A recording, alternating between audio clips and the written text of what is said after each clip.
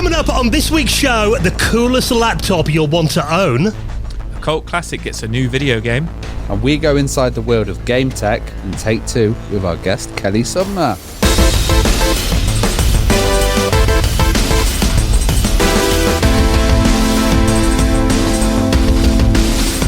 And the Retro Hour podcast is brought to you each and every Friday with our amazing friends, our sponsor, Bitmap Books. Now, you may have heard that recent episode we did with Jazz Rignall. Everyone's loving this book at the moment. The Games of a Lifetime, bringing to life a look at video game history as seen through Jazz Rignall's eyes. Of course, the celebrated game journalist, editor of iconic games mags like Zap, CVG and Mean Machines as well. If you want to get your copy and check out the rest of their retro gaming collection, head to bitmapbooks.com. And with our friends at PCBWay. Now, maybe you're working on something over the next few months. You know, they offer fully featured custom PCB prototyping service, low cost, fast turnaround quality boards, and they do services like 3D printing and injection molding. And of course, you know, they're massive supporters of the retro community. Have a look at their shared project section of their website. Again, instant quote right now at PCBWay.com. Hello and welcome to the Retro Hour podcast, episode number 469, your weekly dose of retro gaming and technology news with me, Dan Wood. Me, Ravi Abbott. And me, Joe Fox. And a very warm welcome to the show. The podcast every Friday takes you on a nostalgic trip back to the golden age of video games and technology, and of course brings you veterans of the industry onto the show to tell us their story in the second half of the podcast every single week. And what a response to the first half of the interview that we ran with Kelly Sumner last week. We've got part 2 coming up. We'll tell you more about that in just a moment. Before we do, though, sorry if I'm sounding slightly hoarse. I've got a feeling either I picked up something at the ironically named Debug event we went to, or maybe we slightly overdid it in the bar afterwards, Ravi, on Friday night. I overdid it in the event, I think. Not like the bar, yeah. It was great fun, though. Yeah. It's the Debug Indie Game Awards. And, there was a lot of games there, quite retro games as well, retro-styled games. It was really good to go along because, we got invited along and those guys are absolutely lovely. I think it's the second year they've run it. And the first time you've attended, Dan, what did you think? Yeah, well, I mean, you mentioned this was on last year. I think I was away the weekend it was on because this is, like you said, it's a new awards ceremony. Really small, intimate show. They do a little like kind of trade event during the day where indie developers show off their games. You have machines set up. And it's actually in our hometown of Nottingham. So, it'd be rude not to go. Yeah. Great little event, I thought, because we got there about an hour before the awards, didn't we? Now I sat down and checked out this really cool point-and-click adventure game called Hair of the Dog. Yes. As in Heir of the Throne, H-E-I-R. Which, that was a good thing because I think these events are really important. You've probably heard of Debug Magazine, who are behind this, who they're kind of the go-to Bible for what's happening in the world of indie games at the moment. And I think these events are really important because I think there is a bit of a discovery problem in terms of indie games because so many come along. And obviously, we try and cover the retro titles, but I was there watching the award ceremony on Friday, Notes app on my phone open, just writing in all these games that looked incredible. So I think celebrating these small studios and even bedroom coders that are making these really innovative games, just really cool. Yeah, and there were some cool people there as well. Some of the services that we actually use, like Antstream were there, the Evercade guys as well. We were with Badger Punch Games as well, who actually won an award for Roguecraft. Which is an Amiga game, isn't it? Yeah. John Hare was nominated as well. We saw Quang, a Nostalgia Nerd as well. Yeah. There were quite a lot of people around, and it was quite nice just to chat to people. Alistair Lowe, who we previously had on the podcast, who did Flea as well. And it's good to see some of the people from Full Void as well. So, all these companies that have previously done kind of titles are working on new ones and chatting, and there's some stuff in the works that we heard about, and it's really exciting to see these little kind of communities and how fans have formed around these retro games and indie games as well. Yeah, and I'm sure there'll be a full write-up and pictures in the next edition of Debug Magazine if we want to get a little look at what it was like, and hopefully, like you said, roll on next year. So we'll keep you posted when the next event's announced. Now, we did mention that we had a great response to part 1 of this epic interview with Kelly Sumner. Now, we ran part 1 on the podcast last week, didn't we? This was about his time at Commodore. Today, we've got another hour with Kelly. Yeah, and Kelly left Commodore in 1993 and then went on to GameTek. And interestingly, it starts really interesting, this interview, because there was a whole kind of like sketchy dealings going on in GameTek, and it then ended up getting like enveloped into Take-Two Interactive. And, there was a lot of titles that kind of got passed over there, a few little games, but then one called GTA 3 came about. And, we talk about the roots of GTA because BMG Interactive were involved as well, and they got enveloped into Take-Two. And we talk about the Housers as well. We've not talked about the Houser brothers much on this podcast, actually, and they've had such a huge impact on gaming. It's good to hear some tales from the inside of that as well. Yeah, even like the kind of rivalry with Driver from their side. And also their own product, State of Emergency as well. Yeah, which is basically a competitor to GTA, wasn't it, that they had in-house? And then he moved on to other companies, RedOctane, he was a CEO there, yes. Guitar Hero and the development of, the Guitar Hero controller, how they previewed that, and, how that absolutely changed the world. But also the views of... when Activision took over Guitar Hero, and what Kelly kind of thinks of the direction it could have gone in, and how it could have kind of dominated, because it has dropped off a little bit nowadays, hasn't it, Guitar? Yeah, sadly. And also, because Kelly Sumner was actually the protagonist in the Grand Theft Auto on the Game Boy Color, wasn't he? Yeah, you could select Kelly Sumner as a character, which is amazing in the game. And also when they had lots of rumors flying around about the movie as well, GTA movie, he was going to be the protagonist in that as well. So it's really Which he didn't know till we told him, actually. Yeah. So you'll hear that. That's a fun moment. Yeah, so it's really interesting, this interview. Yeah, so if you enjoyed last week's, plenty more of that on the way, some really juicy insider stories going inside the world of GameTek, Take-Two Interactive, RedOctane, lots more as well, with part 2 of our interview with Kelly Sumner.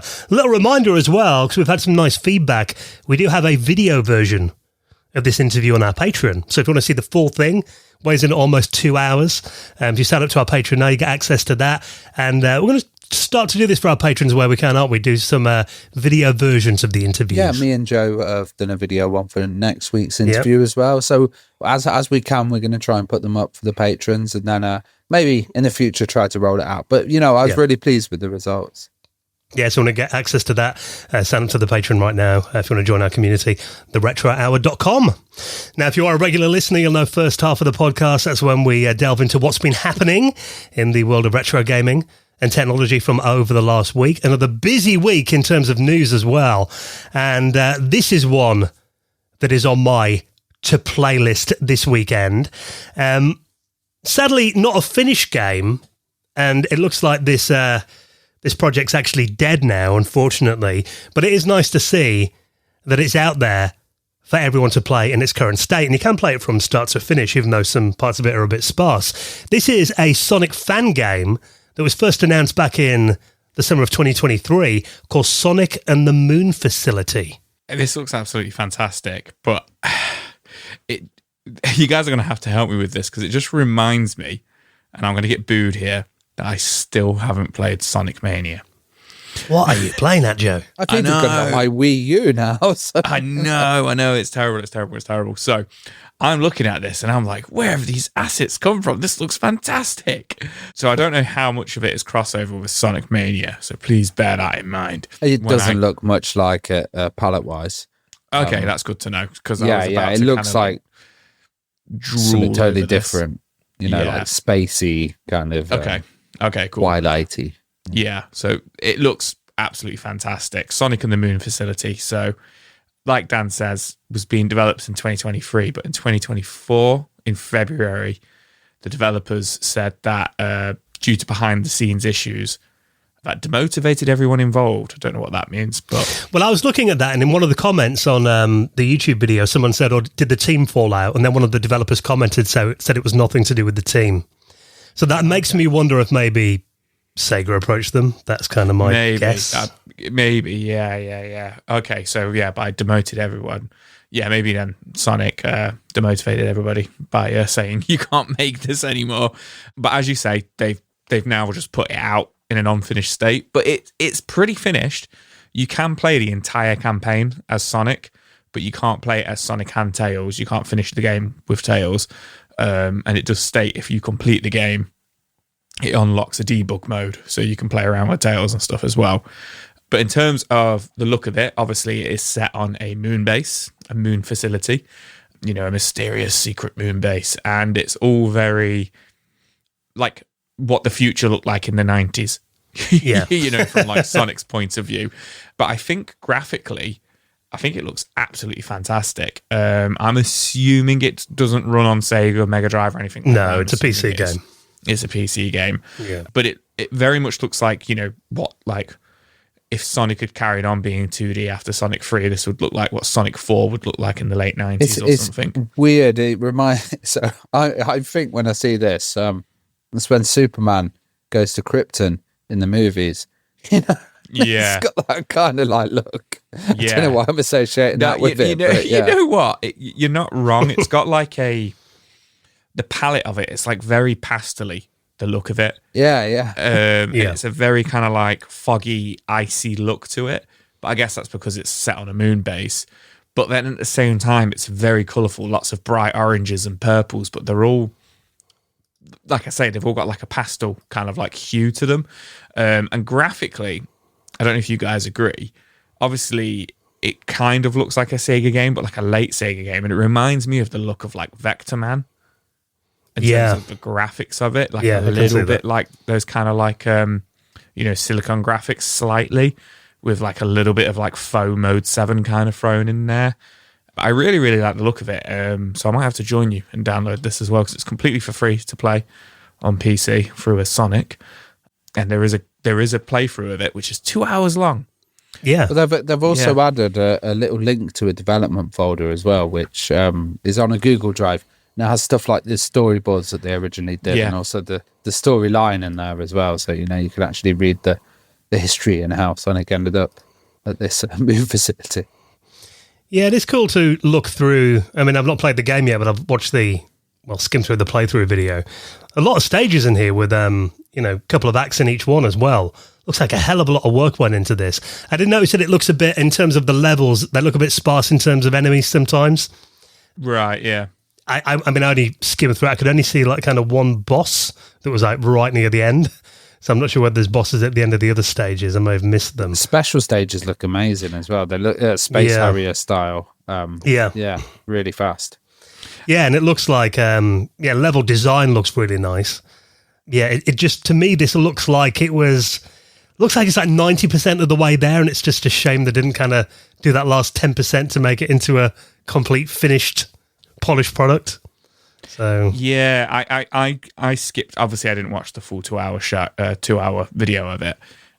So I skipped through it to see if I could find any bosses, and I was the same as you, Dan. I spotted one.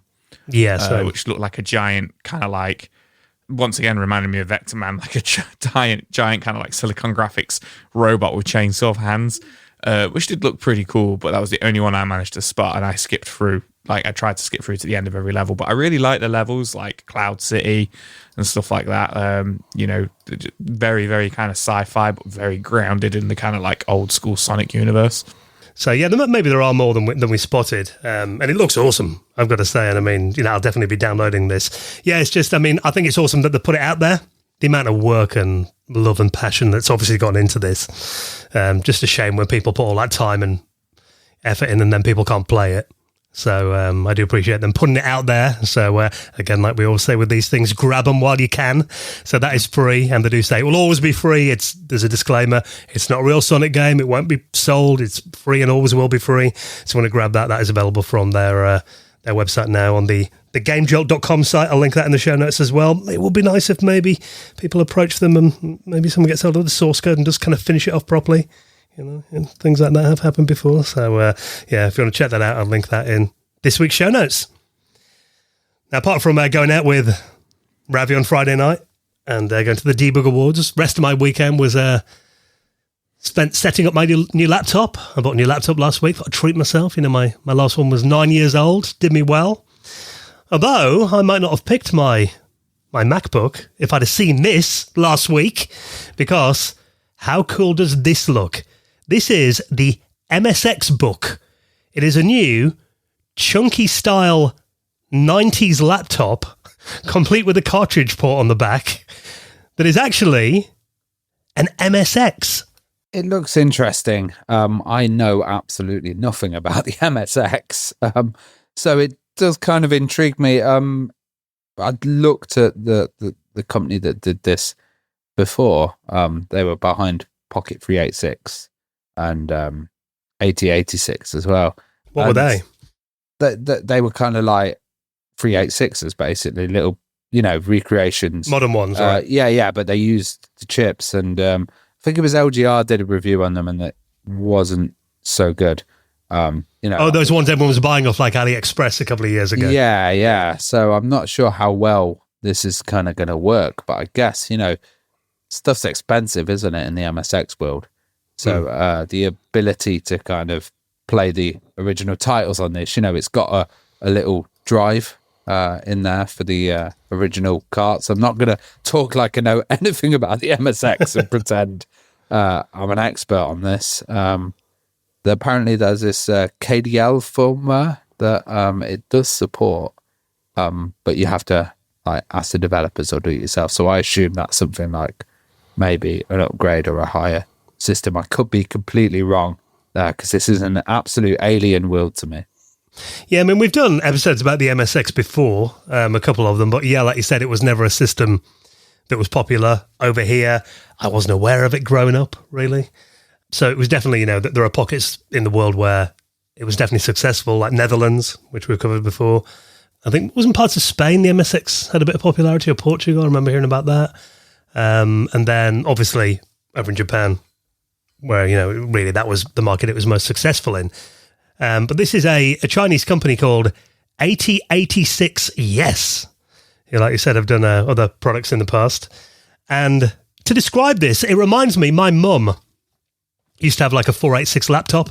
Yeah. That she'd bring home from work like back in the mid-90s. A bit of weight to it. Definitely a bit of chunk to it. But looks really solidly built. It's even got that kind of, the 90s kind of Dell and like the ThinkPad laptops that you got back then. That kind of dark color and the kind of matte finish. Looks very much like it could be a laptop from the 90s. Yeah, and it's got all the ports that you kind of need. Yeah. The VGA and stuff like that. It's also interestingly using an iPad 2 LCD screen. Yeah, so, upcycle from an iPad 2 apparently. Yeah, but it's really interesting on the listing as well. Yeah, it just says it does not include firmware. So yeah, that's me questioning. Maybe it makes me think like, with the Amiga stuff does not contain Kickstart ROMs, but they're easily obtained. 4 hours of usage as well. Interesting. I'd love to see one of these running and see a review of it. And I also need to actually delve into the MSX world. I think I've got an emulator on one of my systems. I need to really look at that actually. It was an interesting platform when we covered it. The games like Metal Gear and Bomberman, they were born on the MSX, weren't they? Yeah. And they're starting to get converted over to other systems at the moment. Yeah.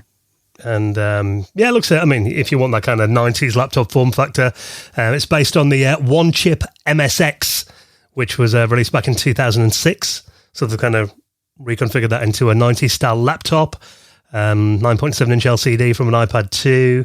It's even got a backlit mechanical keyboard, which actually for the price point, I think, that is something you probably wouldn't expect on it. And to be fair, some of the MSX machines do look like, a laptop back in the days, but without a screen. But, they have the kind of raised clicky keys, where there's kind of flat ones, which I know keys are always a controversial thing. You've got to get it really right, the way that they feel. So I hope it does kind of feel good and they click well. If it's a nice mechanical keyboard, yeah, fingers crossed, it should be quite nice. Price-wise, though, pretty decent, $215. Yeah, that's what I'm thinking. It's cheap. And these systems are expensive.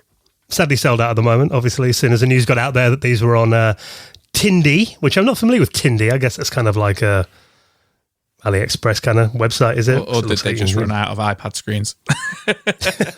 Yeah, maybe, Tindy's kind of a project site. So, people that are creating projects, they have like little boards and stuff like that. So that's why I assume that they're actually using the iPad screen as well. It's like usually for like little kit computers and little adapters and stuff like that. Okay, cool. $215 out of stock at the moment, unfortunately. Looks like as soon as the news got out there, they sold out instantly. But apparently you can sign up to their waiting list if you want to get hold of one. I think really good. There's a lot in there for $215, I think. And if you want a kind of, an old school looking laptop and explore the world of MSX, a couple of joystick ports on the front of it I see as well, which is quite nice. So if you want to get hold of that, waiting list is open now. They'll let you know when it's back in stock. So I'll put that in the show notes too. Now, we did have a really good patrons hangout on Sunday night. Always a bit of a giggle. A reminder that we do these last weekend of every month. This is where basically a massive Zoom call. Everyone gets involved. We geek out for a couple of hours at the end of every month. It was really good. We talked about Warhammer loads. Yeah. We went into Warhammer. Might have been like, oh my God, for a sec. But then the subject changes quickly and stuff. And, it was really good having people there because we had some new people. It's always good to see new faces there, and people joining from different time zones from all over the world as well. They really enjoyed it. Real international feeling to it, and new people always welcome as well. So if you'd like to join us for the March Hangout coming up at the end of the month, theretrohour.com, you can stamp to the Patreon there. A couple of other perks as well. You get the normal podcast ad-free. We give you an extra 10-15 minutes of news stories each week, and get out a bit early to some patrons if I can. Like I said, that video version of video one, yeah. Yeah, I've got the video version up there now as well. Little area of Discord that you get invited to. So lots of perks, and if you join as a gold member or above, you get access to our bonus podcast that we do each month. New episode coming in the next week of the Retro Hour After Hours. So all the details at theretrohour.com. We'd like to welcome 2 new patrons to the crew. So let's induct them into the Hall of Fame. Hall of Fame. Who we got then, guys? Retro Bod. And Adam Green. Thank you so much for your support. If you'd like to join our wonderful community of patrons, all the details are at theretrohour.com. Now, this next story unlocked a memory for me. I'm not sure if we've talked about this before on the podcast. I've got a feeling maybe I brought this up before. I'm not sure if you guys even remembered it. This was a game, this is a game based on an old school cartoon from the 90s called The Samurai Pizza Cats. Now, you guys remember the Samurai Pizza Cats? I feel like you've talked about it before. And I was like, what on earth is he on about? And then I saw John Riggs. I follow John Riggs on socials, who we've had on the show before. And he was at Debug last year, and Ravi met him. Yes. And he posted that this game was coming out. And he was like, oh my God, Samurai Pizza Cats, 35 years later. And I was like, I recognize it. And then I watched the trailer for this, and I was like, I recognize this so much, but I've never seen it. I don't recall ever watching the TV show, the anime or anything, but it all felt very, very familiar for me. So maybe I did see it as a little boy or something. It was on TV here until 1995. I looked it up. Yeah, it was repeated on Children's ITV in 1995. The only cats I liked were Thundercats. Yeah. This is a bit after Thundercats. Yeah, after Toxic Avenger and all of that kind of stuff, which I was not a fan of. I like the original films. And then this and Biker Mice from Mars and all that. Oh, I was never a fan of those. Biker Mice from Mars. Samurai Pizza Cats, I can't stand it. Yeah. Well, let me play a bit of the intro, Ravi. This might convince you. Will somebody please cue that fight? Samurai Pizza Cats. Oh yeah! Who do you call when you want some pepperoni? Samurai Pizza Cats. Right on! They're stamping out crime, and you know that ain't baloney. They're Speedy Cerviche, he's the leader of the bunch. You'll be looking it up now on YouTube, aren't you, Ravi? I can tell you. No, I just changed the channel to watch Round the Twist. That would be my... Have you ever? I've got a feeling that might be why a lot of people might not have seen it in the UK, because it was on Children's ITV, which was on Channel 3. Yeah. Most people watched Children's BBC, didn't they, back in the 90s? I was a BBC boy. Yeah, I mean, we didn't really watch ITV. I remember it being on around maybe before Bad Influence or something early on. But yeah, I mean, in terms of stylistically, yeah, very kind of Japanese anime look to it. It's an animated series about a team of crime-fighting, pizza-delivering cyborg cats who are based in the futuristic city of Little Tokyo, and they're battling on the evil prime minister called Big Cheese.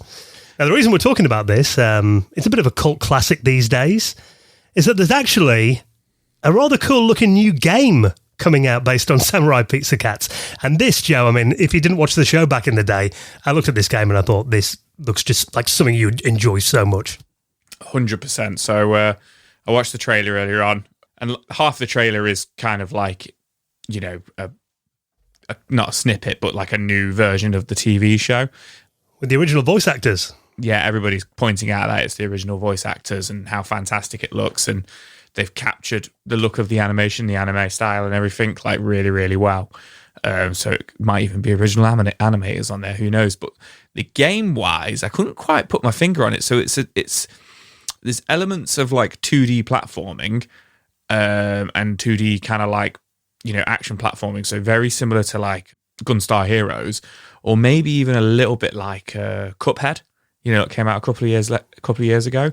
But then there was also in the trailer like a top-down kind of RPG walking around the, you know, like the village, and then it going into like, you know, like when you bump into an enemy and it goes into like a fight, like an RPG style. But when it went into the fight, it was like a normal kind of like side-along platformer, and then there also does seem to be an element of like upgrading your cats and upgrading your like your health and stuff like that.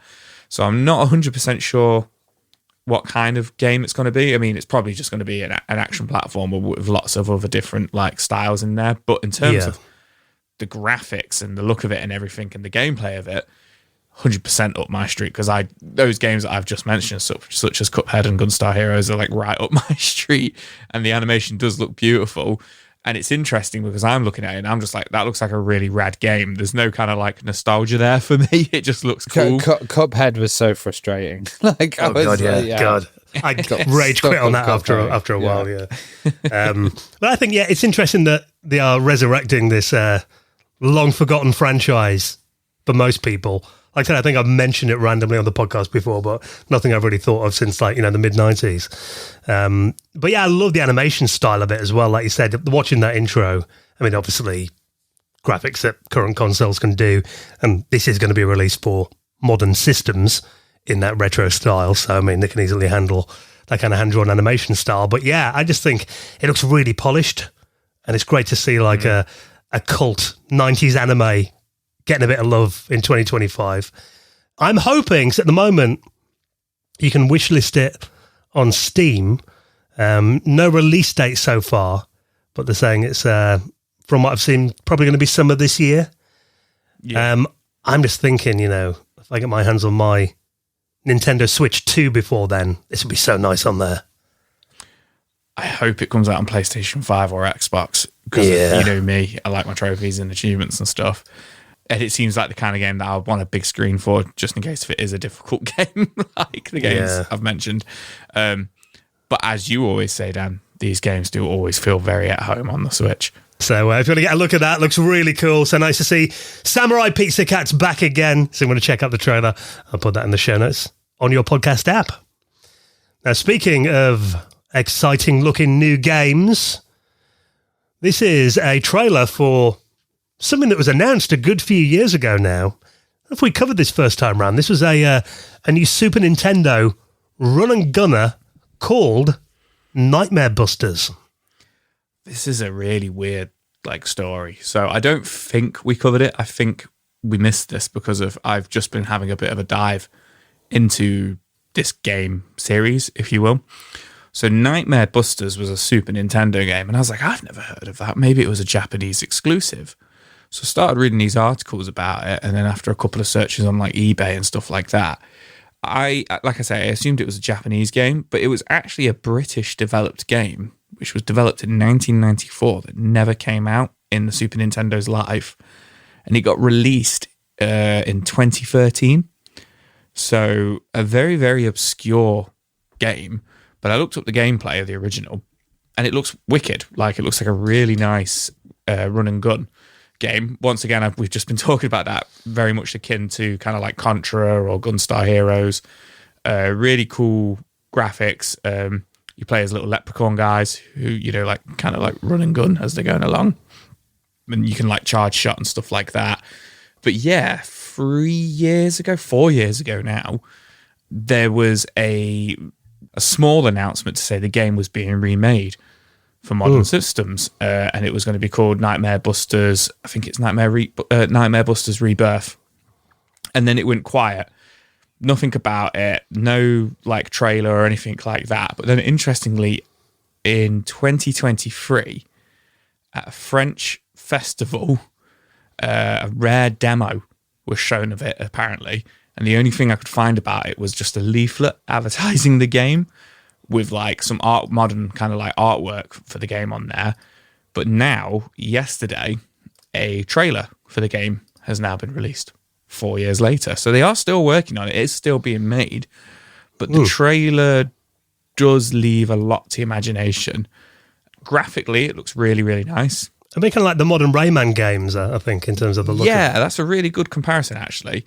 But all that happens in it is you see one little goblin troll guy, which are from like the original games, and your leprechaun runs on and shoots him and runs off, and that is literally it's 30 seconds. It's 30 seconds long, and then it just comes up saying Nightmare Busters Rebirth coming soon, and it's being developed by Aurora Game Studios in France. So Aurora Game Studios, they did Hybris. There were like lots of little versions of Hybris before, and they seem to be like a kind of small studio that are producing it, but then also Pix and Love is the publishing house for that, and they've put out titles we talked about previously, like Windjammers 2 and Young Souls, and there's quite a few in the history of publishing as well. So it seems like a small little studio has taken this kind of brand and they're trying to redo it. Yeah, I mean, I'm looking at there is an article on Time Extension that I put in the show notes where they actually do show a long play of the original game for comparison. And I know, I mean, obviously things move on, but I think those pixel graphics on the original looks, for me, so much nicer than the new version of it. I know they're going for something different, but yeah, to me it's just... I like the look of both of them. Yeah. And it's made me look it up on eBay. And now I'm just like, I just want to grab a cartridge of this game and play it. Like, it looks really cool for the Super Nintendo version. It's made me more excited for the Super Nintendo version now I say it out loud, because I know it's there and I can play it. So I might have to try and emulate it or something, because it looks like it's like 40 quid on eBay, and I don't even know if that's a real cartridge or it's just... So we need an EverDrive, Joe, keep telling you. Yeah, I know. But yeah, I want to keep an eye on and see if it actually, does get made, 4 years later. We've not really seen much development on it, but I think it deserves it, because it does look like a really awesome game that maybe needs more attention. It would be nice if they had that mode in there, like a lot of games do, where you can go back to the original graphics, with like a button press. Yeah. That'd be quite nice. Cool. Keep everyone happy then. It looks fun though. I mean, like you said, only a short little 30-second teaser of it, but good to know that it's still in development, and they're claiming that 2025 is going to be the year of Nightmare Busters. So it sounds like we're going to be getting it this year. No word on pricing, no word even on what platforms it's going to be coming out on.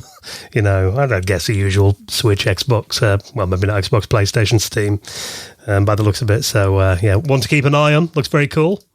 Now, one last little story before we hop into part 2 of our chat with Kelly Sumner, our special guest this week. One for Ravi. Did you ever register any shareware back in the day, or have you ever since? Yeah, I've registered shareware. Never registered WinRAR in my life. I don't think anyone did. LGR did a video on it a few years ago, didn't he, where he registered it? Yeah, I think I had some sketchy copies of WinRAR, because WinRAR was the pirate's best friend back then. If you wanted to unarchive anything, WinRAR was your kind of thing. Even your files that you got on Morpheus and other like sketchy peer-to-peer sites. Ravi revealing his murky past here. Yeah, it was kind of the decompression tool that everybody used, and compression as well. But yeah, never registered it. Interestingly, I don't think it's that iconic nowadays. with the mega nerds, they'll be like, yeah, WinRAR, that's it. But this is a fashion brand that's actually putting out WinRAR like merchandise, but it's very expensive as well. Like looking at it. What do you think about this £100 WinRAR messenger bag? Well, this is these are available on a website called intern.et. And these are officially licensed merchandise. So they've actually worked with the team behind WinRAR to license the branding. And there are 2 items of merch available. One is a messenger bag, they're calling it, which looks like the the WinRAR logo had kind of looked like 3 books, didn't it, with a belt around them? Yeah. So you can buy a bag, a leather bag, it looks like. Which you might get mistaken as, is that a Minecraft bag or something? Yeah, maybe in this day and age. Yeah. They do show pictures of like cards inside it in the image. So it doesn't look that big. Don't think you're going to fit like your laptop or anything inside it. Like Pokemon cards or something, yeah. Which would probably make the value of the bag even more. Yeah, probably more than the bag's worth. Yeah, 14 centimeters by 21.4. So it's quite small. And that is £100 if you want to get hold of that. And the thing that maybe interests me a bit more is the WinRAR Senior Varsity Jacket. So this is a jacket that's got the WinRAR branding on the back of it with the logo there and the font and everything as well. Load of little cool kind of icons down the sleeves as well. This looks mega nerdy. I'm just like, this week I'm disappointed in everything. I sound like I'm being really mardy, but this looks so ugly. And, it's so ugly, it's good though, I think, Ravi. But the Windows ones were kind of like that, weren't they, as well? But this is £200. Yeah. And to me, it defeats the entire and point sold out. of WinRAR. Yeah. It's done all right. Which is bonkers. It defeats the entire point because, say, people didn't register. It was still shareware. It was something that was available for people to use for free. And, I don't know. It just seems all wrong to me. Maybe that's why, though, because WinRAR, you could use it for free. You just had to, basically it popped up, said, if you like this, register it. Yeah, that was kind of the ethos of share when obviously not a lot of people did. So maybe the guy's finally like, right, 30 years later, I'm going to get some money finally for making this program. So that's what it sounds like. If you haven't got the money out of it now, then waiting 30 years, to sell a few varsity jackets. But I kind of think maybe if you were one of those people back in the day that maybe used WinRAR and you didn't pay for it and you used it all the time and maybe you felt a bit guilty for not giving the author a bit of love, then if you've got a spare 100 or 200 to spend. A sketchy pirate like me. Yeah, so they are available now, and I'll put those in this week's show notes. Right then, more news on the way for the patrons. Hold tight, coming up, a couple of extra news stories just for you, because we dropped the adverts out for everyone else. Kelly Sumner on the way. Fantastic interview, part 2 of that. And before we do it, let's take a quick second to give a massive thank you to this week's sponsor. It is our amazing friends at Shopify. We love Shopify. Hearing that sound, like music to your ears if you use Shopify, that means you've made another sale. Now, Shopify is the platform that if you sell anything at all, in person or online, the all-in-one commerce platform designed to start, run, and grow your business. Now, we're getting into that time of year when we're going to be attending probably a lot of trade events and retro gaming shows and stuff coming up over the summer. And I think you'll attest, Joe, I mean, you're often at these events. No one carries cash at retro gaming shows now, do they? Not many, unfortunately, not many. Or you can't find an ATM as well. So you go to the show and people are running around going, where can I withdraw some cash? I remember those days when we used to go to Play Expo 7-8 years ago, pre-COVID. Joe and I stopping at a service station and getting a few £100 out the cash point, feeling a bit nervous walking back to the car. Never a nice thing to do. But these days, obviously, as more and more things go cashless, it's important to give your customers that service. So if you sell anything at all, maybe you've got a side hustle going on right now, maybe you want to become your own boss this year, Shopify's got everything you need to start, run, and grow your business. And it's revolutionizing millions of businesses all around the world. Now, I mentioned last week, my missus actually set up a Shopify store to sell some of her arts and crafts and embroidery stuff she does. We set one up to sell our retro books. If you buy one of our books on our website, that's powered by Shopify. So easy as well. Literally, Ravi made ours in his lunch break. It's like you can put it together or drag and drop. Takes care of everything for you, doesn't it? Yeah, and also marketing on social media channels as well. You can pump out information from there on your sales channels, and it's got 24-hour support as well. So you know there'll be no downtime with Shopify. Yeah. So back in the day, I remember we used to mess around with WordPress plugins and all that, trying to do it ourselves. Oh God, the updates alone were insane. Yeah, so Shopify just takes all the headache out of it, even all your shipping and labels and everything, and do all that as well. So if you sell anything at all, why don't you give Shopify a try today? They're there to support your success every step of the way. They even have those little point-of-sale systems if you're selling at events as well that syncs with your online inventory so you can keep track of everything. And no matter how big you want to grow, Shopify will be there. So it's time to get serious about selling and get Shopify today. And of course, we have got you an amazing offer. If you haven't tried this yet, give it a go right now. You can sign up for just £1 a month to give it a try.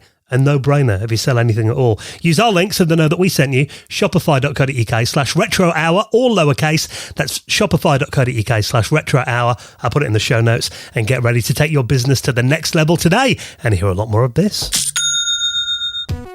All right, well, thank you for checking out the news this week. We'll have more for you on next Friday's podcast. And stand by, part 2 of our epic interview going inside the world of GameTek, Take-Two, Grand Theft Auto, Guitar Hero, and lots more with Kelly Sumner is next on the Retro Hour podcast.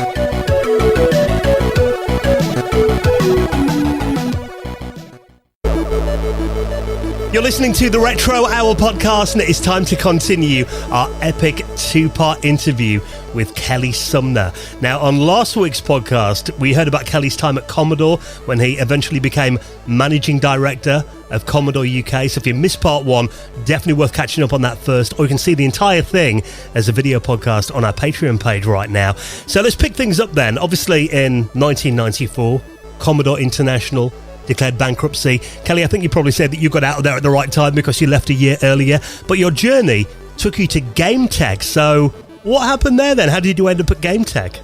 That is the most, looking back on it, is the most bizarre move, because even though when I left Commodore, we were still a really big cheese. There's no question about that. And my rationale was that I wanted to get into publishing rather than manufacturing. So I didn't want, there's a lot more money in software than there is in hardware. So that was my rationale. And I still wanted to stay in the industry. I was really passionate about the industry. And I was approached by GameTek to run the whole of the world apart from North America. And they had a really good, well, not a really good, their CEO at the time, whose name escapes me for a second, but he was a really good salesman. And he did a fantastic sales job on me. And I remember, the first week or two after leaving Commodore, my phone didn't stop ringing with people ringing me up. And then it suddenly didn't ring for a very long time because I joined GameTek. But fortuitously, every cloud has a silver lining. And GameTek were really interesting. We moved to Florida, my wife and I, and actually my oldest daughter, who was just a baby at the time, moved to Florida to Miami. I hated the place. Didn't stay there less than a year. Stayed there less than a year. But what I didn't know, and I helped them do an IPO, an initial public offering, so we went public. And what I didn't know is basically they were frauds.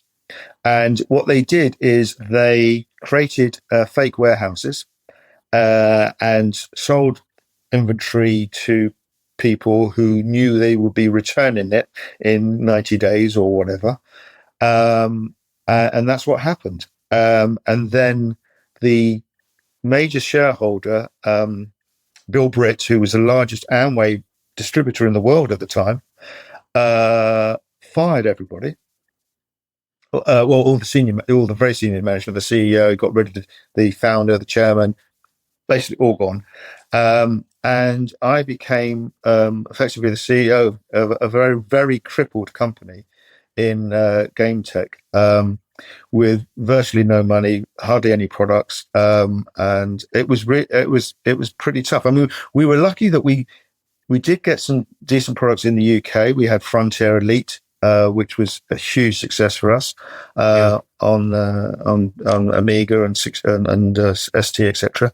But it was just basically we were crippled. And I remember going down to North Carolina and sat with Bill Britt, who is, as I say, incredibly wealthy. I remember his second in command. There were 14 of them in the Amway pyramid, and they'd just a month or two before gone into the Ferrari dealership at Chapel Hill, North Carolina, and each ordered Ferrari.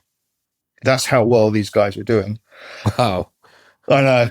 Tell me about it. And there's me trying to make sure we're getting delisted off the NASDAQ. It was just an absolute nightmare. So I said to him, either sell the company, put money into the company. And honestly, the guy was actually nearly crying when I asked him to put money into the company, which is crazy. I mean, he had so much money, it was ridiculous. But anyway, he didn't accept that. I said, well, okay, you're not going to put money into the company. But, I'm not running a crippled company that's just kind of bouncing along the bottom. So I'll give you 90 days to either start the sales process. And if you start the sales process, I will stay to the end of the sales process. Or if you don't, I'm out of here in 90 days. And there was a company based in New York that I'd been distributing their product for. And we've been pretty successful. And they kept on saying to me, oh, come and join us, come and join us, come and join us. And it's like, guys, is that out of the frying pan into the fire with this one? But they then did an IPO. Did not a big IPO. They raised about $8 million or something like that. And I thought, okay, so let's do a deal with them. So I then, working with them, packaged up the good stuff that we had, the Canadian development company, some of the rights that we had, and then went to Bill Britt and basically said, there's the deal. We're going to take this and we're going to pay you that. And thank you very much. I'm leaving. And that was Take-Two Interactive. So, like before that merger as well, I was just wondering how the Amiga connection helped you with GameTek as well, because they had like Street Fighter that was also released on the Amiga. There were a lot of titles. Were you able to quickly do that, or did you just go straight into the merger? That came. My memory. GameTek had a deal with a Japanese publisher, and the name escapes me. And that's where we got Frontier from. That's where we got Street Fighter from. So it was just kind of just by fluke. Me being there, the Amiga, that had nothing to do with it. It was just by pure fluke that we had this deal in America to publish and distribute their software in the States. And then Bruce Lowry, that was the guy. That was the CEO who sold me a puppy. He did a deal with them, and we got all the rights for Europe as well, because they didn't have anything in Europe. So that was kind of fortuitous. So it was kind of this like crumbling company that had a lot of issues previously, and then you had this Take-Two merger as well. What was it like when this merger happened? And Take-Two had quite a few good brands and games associated with them as well. Yeah, I mean they certainly had a good story. There's no question about that. But they really, I remember that we bought all the European rights, and I remember we didn't invoice anything till about the 28th of the month, which was when the deal went through. And I remember the auditor saying, well, that's interesting, Kelly. You've done X million dollars on the 28th of the month, but you've done nothing before that. How did that happen? Anyway, so we actually brought them the first kind of real revenue to Take-Two. It was kind of sparse, but in those days, you could go public on the pink sheets really, really easily if you had a good story, and they had a good story. Brian Brandt was quite an inspirational young man. I say young man because he was, I think, 10 years older than me, and unfortunately he died when he was only 48. Anyway, so we brought lots of stuff to them, and I ended up running again everything but North America, and we were the major revenue generator for them. But the interesting thing, what it allowed us to do is then go and use our shares to go and buy companies. And so we bought like loads of companies in a very, very short period of time. It was something like, I don't know, a dozen or maybe more in the first kind of 18 months or something like that. And the idea was that we wanted to be, first of all, we wanted to be a publisher. There's no question about that. Yeah. But we knew that we were late in the day compared with Electronic Arts and Activision, et cetera. So what we did is we bought distribution as well, physical distribution. So we controlled the pipe. And so we became the largest physical distributor in North America very quickly, a company called Jack of All Games, which is part of Take-Two Corporation at the time. And that kind of gave us the ability to borrow money and the cash flow to be able to invest into development resource. But it also sorry to interrupt. What was some of the like big products then that, you know, before Max Payne and stuff like that were really kind of bringing the cash in? Well, we owned at one stage we owned. I'm probably wrong, and someone's going to write in and say he's wrong. But let's just say we owned 20% of Bungie at one stage, and so we had Halo and we had Oni, so Omni, something like that. Anyway, Omni, I think it was. Yeah. Omni, yeah. And so the deal, we cut a deal with Microsoft, and they got basically the company, and they got Halo. They gave us, I don't know, 10 million or something like that, and we got to keep Omni, which absolutely died on its feet. So we didn't have anything, you know. We had Midnight Club, and we had a few. When the PlayStation came out, I think we had 3 or 4 games of the first 20. They weren't big hitters, but because there wasn't anything else around, we did quite well out of it, quite frankly. And there were a few PC titles as well, weren't there? And there was like a kind of scattering of games. That was through the gathering of developers. So we had things like Railway Tycoon, and one of the guys actually carried a crucifix through our booth at CES one year. I am still speaking to him. I didn't speak to him very much that day, I've got to tell you, but I'm still speaking to him now. But so that was a kind of a publishing deal through Mike and Harry, which actually then they became Devolver much later on. Yes, yeah. So so we didn't commission them. We certainly funded them, but Mike and Harry commissioned them or put them up, partly developed, and we published them.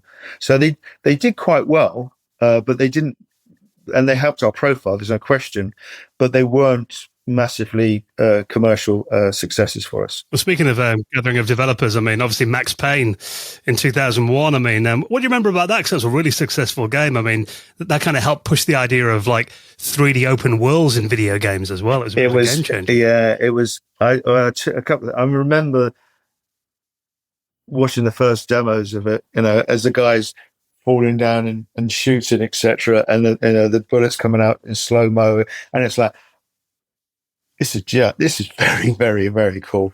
So I remember, and it was actually that was pretty successful for us. So successful that Ryan decided to buy the sequel for, I think, 40 million, which was ridiculous, but that's another story. And I think, and that wasn't quite as successful as the original.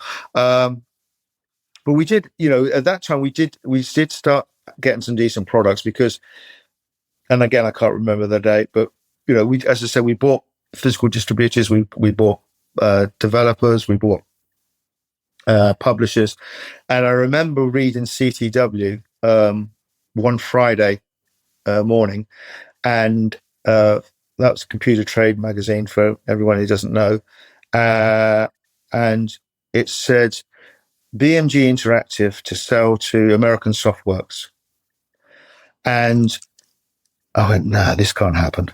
So I rang Gary Dow, who I knew, who was running BMG at the time, and I said, you can't sell to them, you've got to sell to us. And he said, well, yeah, but the deal's kind of like done, it's kind of nearly there. And that was on the Friday. On the Wednesday, we had concluded the deal, and we bought BMG Interactive. And I think it was $6 million. I don't know why that number rings a bell. And none of it was cash. It was all shares. So actually they did really well out of it because our share price went through the roof. But that gave us things like Gex, which they had on distribution. That gave us 3 Lions, which was a great party when we did the launch party down at Hammersmith Riverside Studios, I think it was. And of course it brought us Grand Theft Auto. And Grand Theft Auto at that stage had only just been, it had been released. It hadn't been, it was on PC and it's on PlayStation 1, I think. And it hadn't, it wasn't, it obviously it was well received and it did fairly well, but it wasn't obviously it wasn't what it was top down, but it wasn't a raging success that it later became. But what we did is there was a special program at Sony that if you sold 750,000 copies or something like that, then you got this massively reduced price that allowed you to sell the product for $19.99 rather than 38 or 39 quid or whatever it was in the day. And so we went out of our way to sell as many copies, even though we weren't making great margins, so we could get down to that number. And then we got it into the hands of a lot of people. And at that price point, it just went absolutely crazy. So it brought us a new stable of products, which was pretty good. But the only one that really survived was Grand Theft Auto. Well, with GTA as well, when the Houser brothers joined, there was that GTA mission pack that they did, which was GTA London. I've actually got a BAFTA sitting on my shelf for GTA. Oh, nice.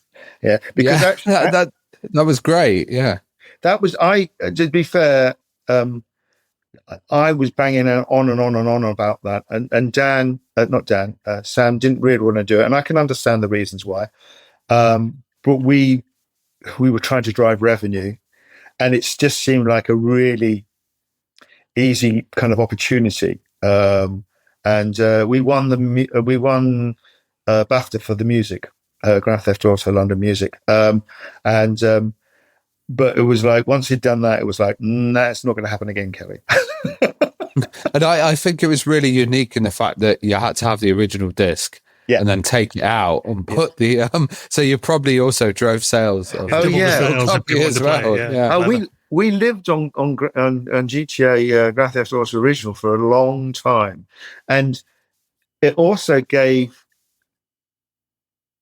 people. I remember Ryan saying to me one day, Sam doesn't want to release another product for another, I think it was 2 years, and he didn't want to release another product to the PlayStation 2. What do you think?" And I nearly had a heart attack.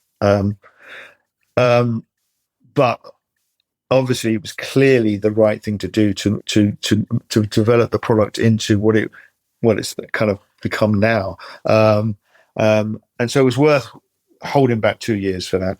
Were you guys kind of skeptical about the vision of turning that world into a 3D environment as well back then? And it changed so quickly from what it initially was. No, I don't think we were skeptical. My concern wasn't about that because there was a really talented team that came over from BMG, and they brought in new blood as well. So I don't think that wasn't. It was like being able to give them the 2 years that they needed or wanted, and the company had to continue, and so that it wasn't the easiest thing in the world, but we did it, and obviously it paid dividends.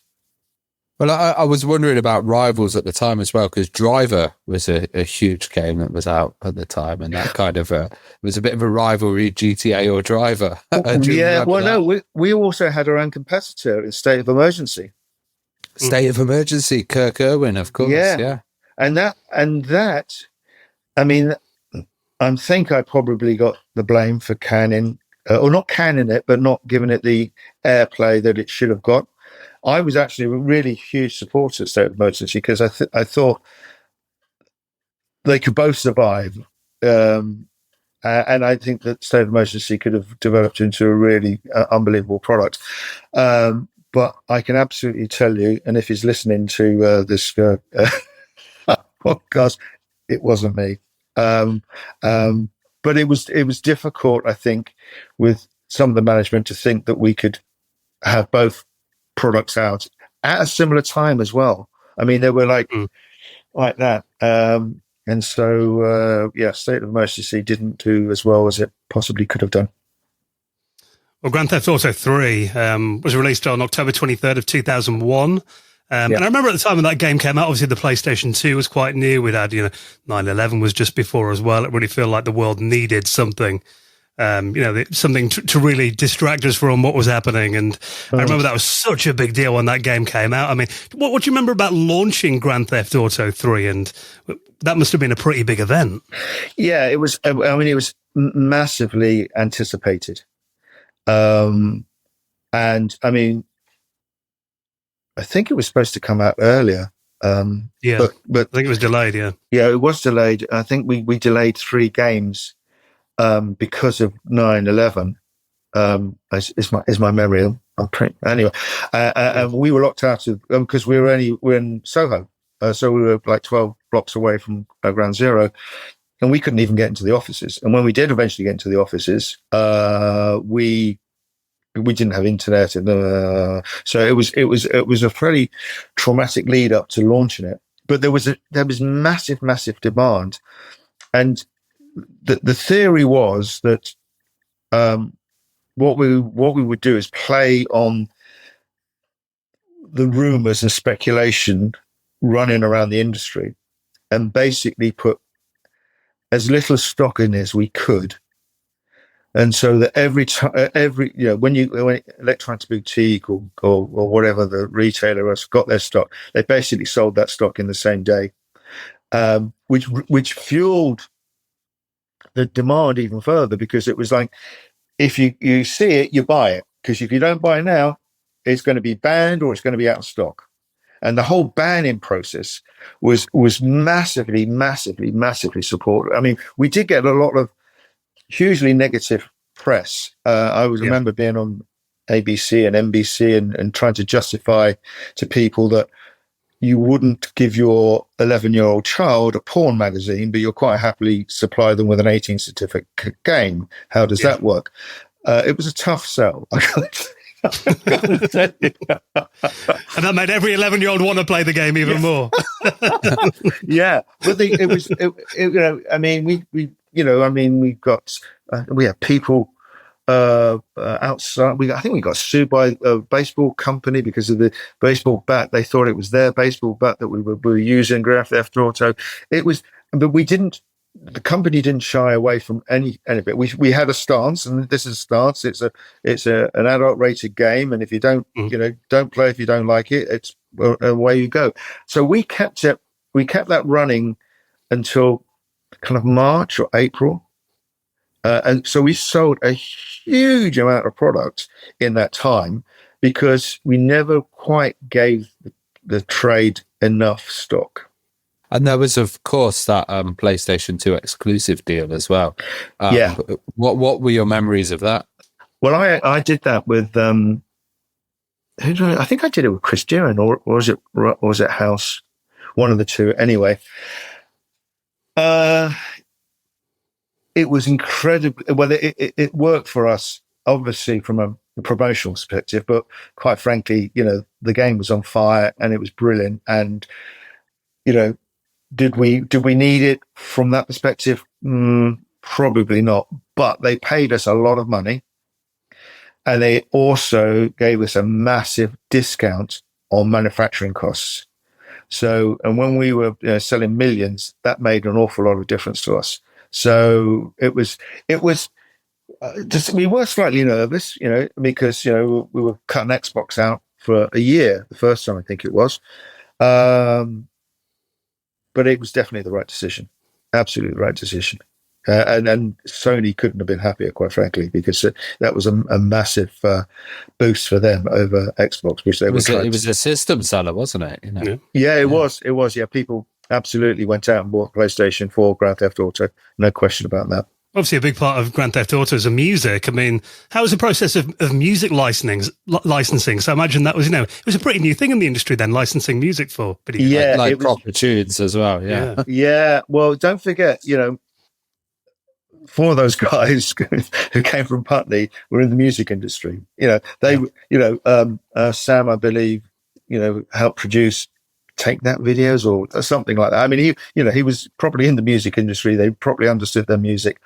And Terry, I can't remember his name in a moment, but come to me. I remember they had this massive list of music, and it was like, and we put in the budget from memory, it was like 600,000 to go and license the music. Again, a lot of money in those days. But it's like, there's a difference between putting it in the budget and actually making it happen. And I remember Terry told me the story about 2 minutes after it happened, that he phoned Sony up and he somehow got through to a guy called Tommy Mottola, who was still in the industry, big cheese. And Terry was quite a forceful character. And Terry Donovan, his sister's Daisy Donovan, and blah, blah, blah. Anyway. And his father was a wonderful photographer and director. Anyway, Terry, quite a character, somehow got Tony Mottola on the phone and told him what he wanted to do. And Tony they were in Midtown and we were in downtown, and he basically jumped in a cab and came down and said, "Yeah, I'll get you music. That's not a problem. No charge. We have the CD rights."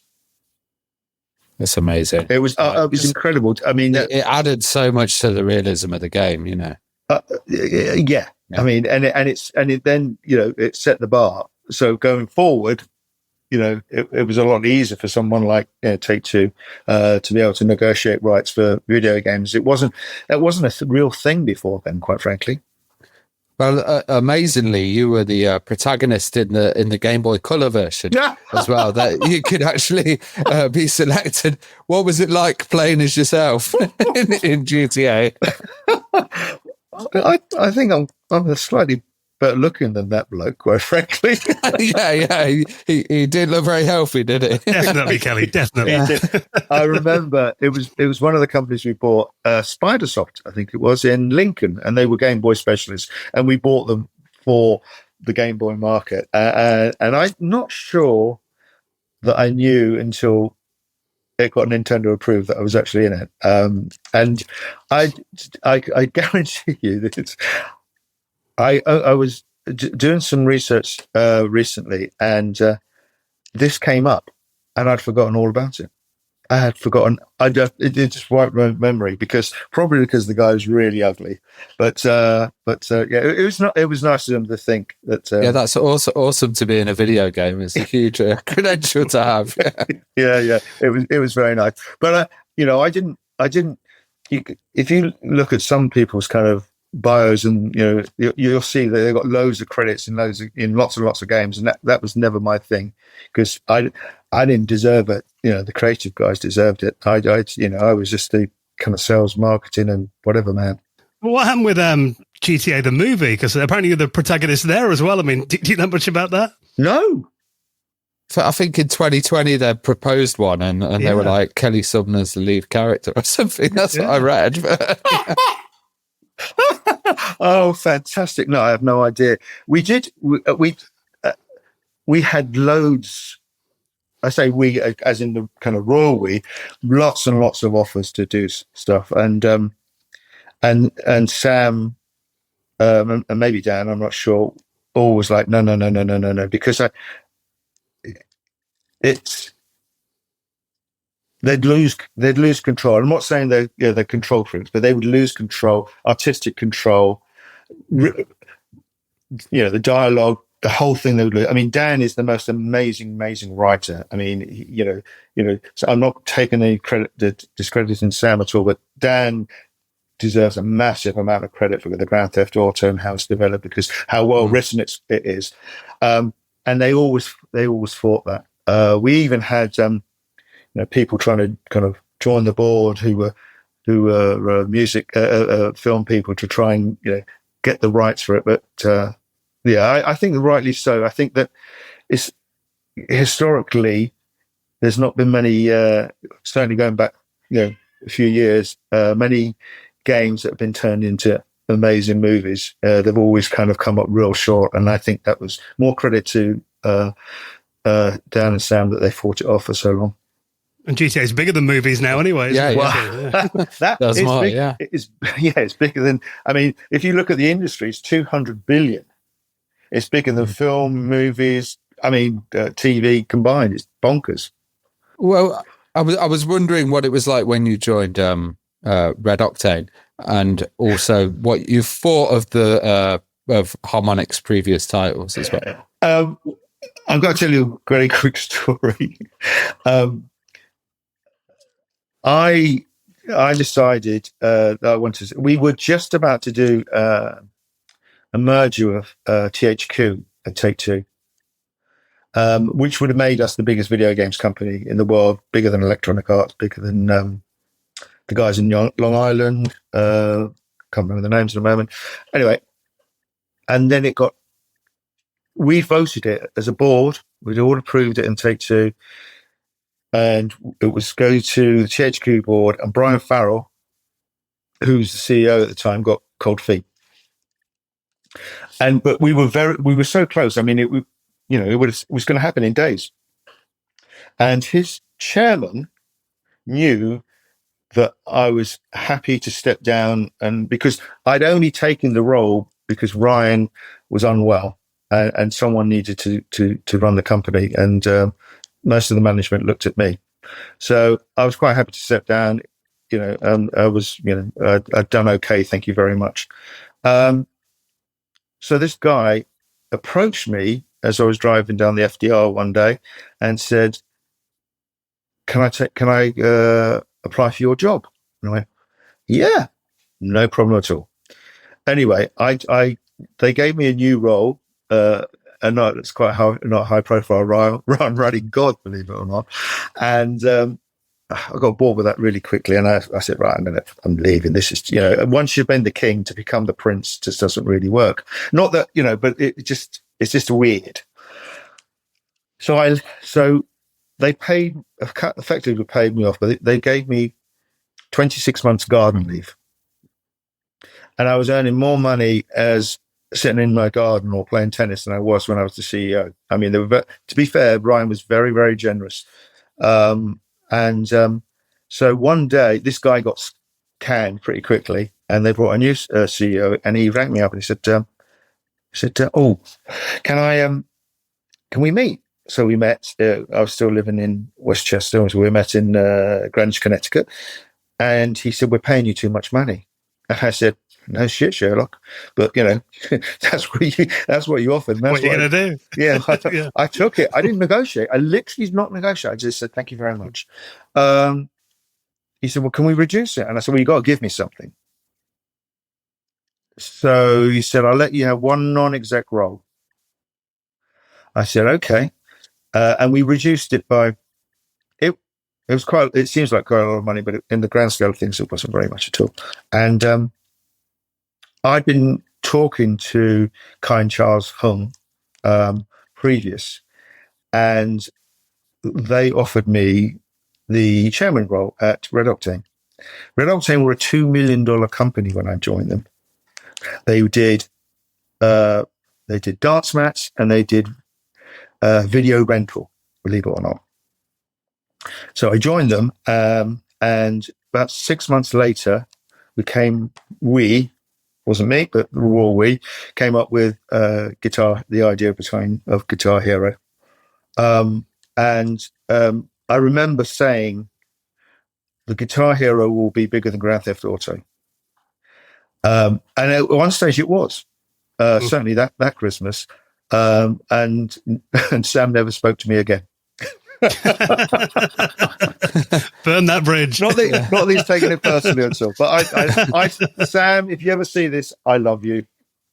I think the genius with Guitar Hero is how low tech it was, but very addictive. Yeah. Like, yeah. But if you if you think about it, sorry, I evaded your question. I didn't mean to do that. No problem. Yeah. So don't forget from where we came. Dance mats. That's all. We replicated a dance mat and put. That's all we did. I mean, it's bloody genius, absolute genius, but that's all we did. It's interesting. I've read some developer diaries where they were talking about the guitar controller, and they just thought it was ridiculous. Like, was it quite hard to kind of get that idea across to people before they actually, physically had a go or saw people? Oh no, we kept it really, really, really, really, really, really under wraps.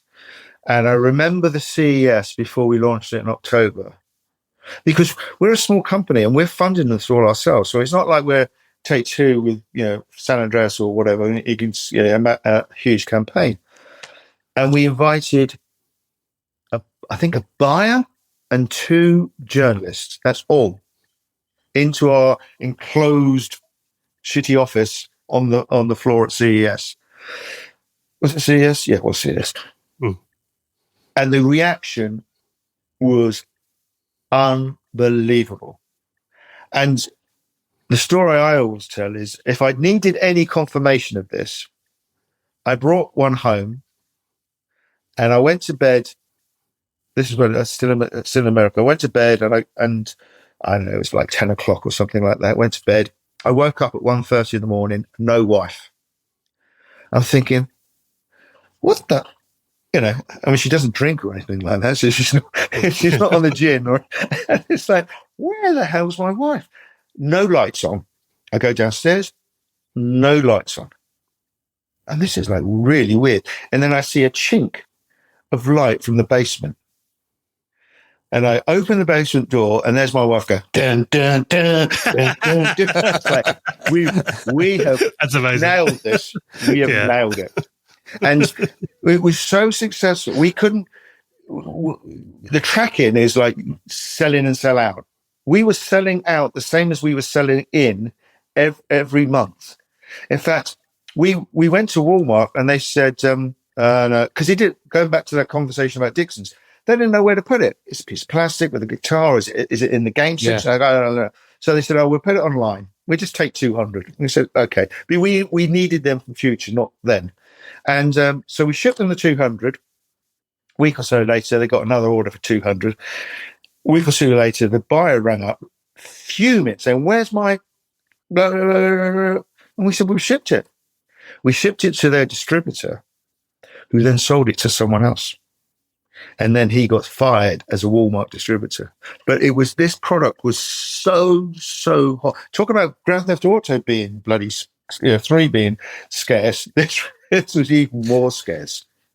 It was also, music was licensed for it as well. And I think that was a kind of genius move, because you had tunes that people recognized, but then also tunes that people might not but not the original tracks.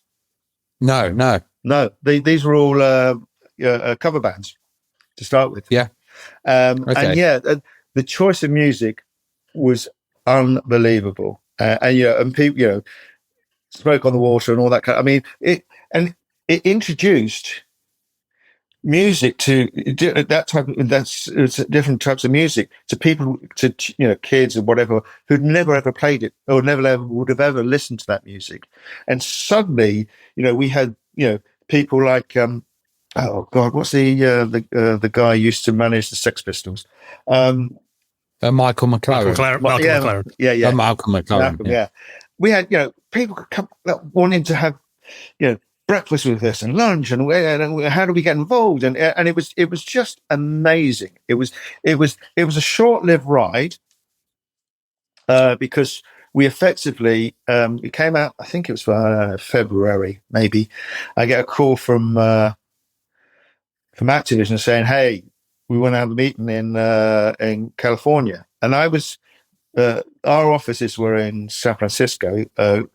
Activision's are in LA, and I was in New York. And I was like, "Okay, fine." So three of us went down to the Activision office, and there's Bobby Kotick, and there's Kelly, and there's Thomas Triple, and CFO. They're all the bigwigs sitting there, and we sat there for about an hour, and Bobby's talking about whatever he was talking about, and I said, "Bobby, what are we doing here?" He said, I want to talk to you about distribution. And I went, no. If you want to talk about distribution, it wouldn't have been you, it would have been someone else. So before this, I'd looked at their release schedule and they literally had nothing at the back end of the year. It was barren.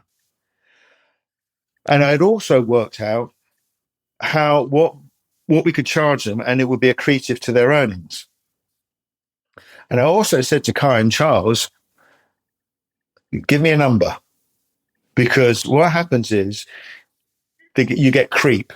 I want to know what your number is, and then I'll go and try and achieve that number. So they said it was 100 million, which was pretty. Since we'd only done 2 million the year before, 100 million. I know it was successful. Don't get me wrong, but it's still a big number. And I went and I said, Bobby, no, that's not right. He said, oh no, okay. He said, Jerry, we think we might want to we might be interested in buying your company. And I went, no problem. It's 200 million. Mm. And I thought he was going to start crying, and I said, well, let's think about it, and let us know. We went to the airport. And I said to the guys, if we're here in the next couple of days, we're good to go, because they had little opportunity, little choice, and this was an absolute jewel, expensive jewel, but a jewel. And we heard 2 days later that the board said yes, they would be really interested. We didn't get the 200 million. I think we got 160 million. Okay, but it's still 60 million more than the guys wanted. Mm. And then we had an earn out on top of that. And I said to the guys, Kai and Charles, you can have my earn out. It was a three kind of split earn out. You can have my earn out because they're gonna effectively fire me day one, and which they did do. They put me on another 2 years garden leave, and I believe Kai and Charles made 50 million out of the earn out. Wow! So they probably owe me a drink. Or two. Yeah. Or two, yeah. Or three. but to be fair, they were very generous. They couldn't afford me. I mean, I was a big shot. I'm the CEO of a NASDAQ listed company, joining a $2 billion. So they gave me a lot of options, not options. They gave me a lot of shares. So I had a lot of, I had a good chunk of the company. So I wasn't greedy, because basically, I was very lucky. Wait, what did you think of Activision's takeover and the way they approached it? Because, do you think Guitar Hero could still be around today if they approached things differently? It all seemed a shame that it didn't kind of have that longevity that it really could have. Absolutely, 100%. They just screwed the arse out of it. They really, really screwed the arse out of it. It's a fantastic product, great opportunity to diversify into different markets, but that's not Activision, and that's not Bobby Kotick. Okay, and so he basically wrung it out to dry, and is there a market for it? Yeah, but they're not going to. Microsoft aren't going to sell you Guitar Hero rights anytime soon, I would have thought. But yeah, it was very disappointed, and we had a really interesting plan about where we were going with 2 and 3 and instruments, and it was just developing it, make a lot of money, but still developing it gradually and building it up and not screwing the franchise. And in my opinion, sorry, Bobby, they screwed the franchise. Well, you have an affinity for music and games, and you're now working with Reactional Music Yeah. as well. And that seems like a really interesting company. Tell us about it and what they do. Okay, so the big problem with music in video games is that unlike graphics, which is done on the fly, and there's physics engines to create lighting, etc., music is still, to this very day, hard-coded. So you have to create hundreds or thousands of loops, and you place those loops so they kind of sound like it is immersive, it is kind of on the fly, but it's never on the fly. If you see a boss, someone fall down in a boss sequence, it's never on time, on beat, because it can't be, because they don't know when it's going to happen. So it's really difficult, and it can't be done till the end of the game, effectively, because you need to finish the game to know how everything's placed. And I always called it the bastard child. Music is the bastard child of video games because it just gets shoehorned in at the end. Not all games, but a lot of games. So I came across this technology 5 years ago, and it was called Gestrument, and it was produced by a world-renowned composer and conductor who was using this technology to help him. And as you moved your arms, the music changed. Was quick or whatever. Anyway, it changed, and the idea was that we were going to be able to get this technology into video games. So the game reacted to the music, and the music reacted to the game. So everything would be on time, on beat, and it would be cinematic. Everything would be done on the fly. Which seemed like a big ask, but it was so. I actually, myself and my colleague David Knox, who worked for Electronic Arts for 27 years, we went out and did some research to find out what people thought about music, and actually, video game players outspend just music enthusiasts for music. Believe it or not, that's unbelievable. Yeah, and well, they are. If you get the new game, you know you've got the game you're getting. But you don't choose the music because that gets kind of delivered. So if you're playing Metal Gear Solid 256, you know the game you're going to play, but not the music. And so you might not like the music. And even if once you played it for 10 hours, 20 hours, 30 hours, 40 hours, and sometimes now 60 hours to finish the game, you get bored. So you switch the music off and you put Spotify on because it's as irrelevant to the game as the music in the game. So it's taken longer than one would want, but now we have a technology that actually is effectively a physics engine for music. So it's you set the parameters, and you can do it from really, really early on. It's almost from wireframe upwards, and you can keep on replacing the music with different music, and the music will obviously sound different, but it will be on time, on beat, exactly as it should be delivered. So it's really, really good for the developers because it's cheaper. It makes a better game. And everything in our library, we have 6 million commercial tracks, not AI or someone's out of their bedroom. So commercial tracks, it's all licensed for them already. So they come into, they can pick the music, and they don't pay for the music until they finish the game. So it's good for them. It's good for also for the developer / publisher, because in video games, as I said earlier on, 200 billion. Of that 200 billion, 72 billion is personalization, which is bonkers. A third of the industry is basically skins or putting faster wheels on your car or bigger exhaust on this. 72 billion. Nothing for music because it can't be done. But music speaks to people more than a skin could ever. If I know what you're listening to, I've got a fair idea of, what you do and how you do it, where you go. But a skin could never tell you that. So you get your game and you say, actually, I really don't like Petula Clark.